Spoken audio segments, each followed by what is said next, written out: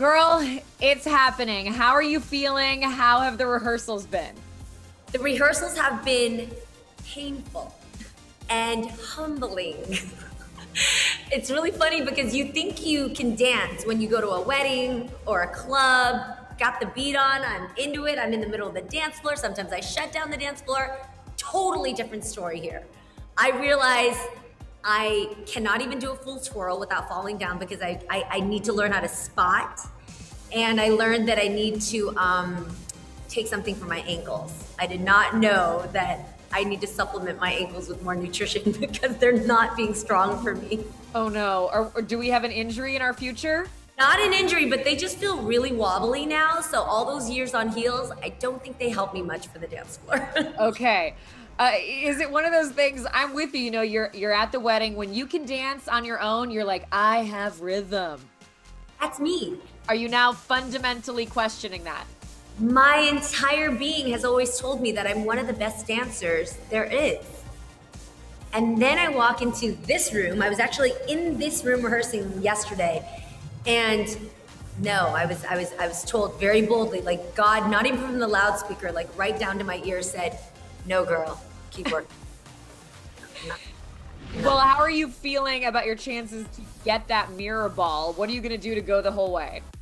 You know, okay, so at first when I started, I started picturing the mirror ball. I started picturing where I could put it in my house. I was really thinking about who they would pair me up with that could help me win that mirror ball. And then as I've started actually shooting, Dancing with the Stars became so much more of a different experience for me, especially because of the pandemic, especially because I've been out of contact with so many people. This is the first time that I'm touching somebody, that I'm connecting with them. I'm learning how to, actually exchange rhythm and vibes. And I miss that. I miss that type of contact. So to be really honest with you, winning would be amazing, but this experience already is something I've never had in my entire life. Wow. How are you feeling about your cast members / competitors? Are you getting close with them? Are you nervous to be around any of them? Can we just talk about the fact that I just pulled up in the parking lot next to AJ? Like next to a Backstreet boy. Like that doesn't happen at Trader Joe's. I've lived here for 15 years. I've never, and I pulled up and he's like, hey girl, what's up? You look good. And I'm like, thank you, AJ. He's so cool. Everybody's really awesome. I mean, the person I binged watched all quarantine is here, Carole Baskin. Can we just? Yeah.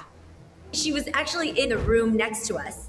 And I had my ear to the wall, just dying to know what her song was, because I was thinking, is it Eye of the Tiger? Is it Roar? Like, what is it? So I'm just really enjoying how cool everybody is, and yet how unique everybody is too. Well, I have to ask how you feel about Carole, because I would say a controversial casting. I think some people think she's innocent and some people have questions after Tiger King. How did you feel?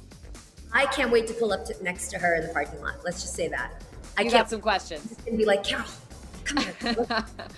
Well, how did your, some other ladies who love to have a little conversation and talk, how did the real co-hosts feel about you going on the show? What did they say to you?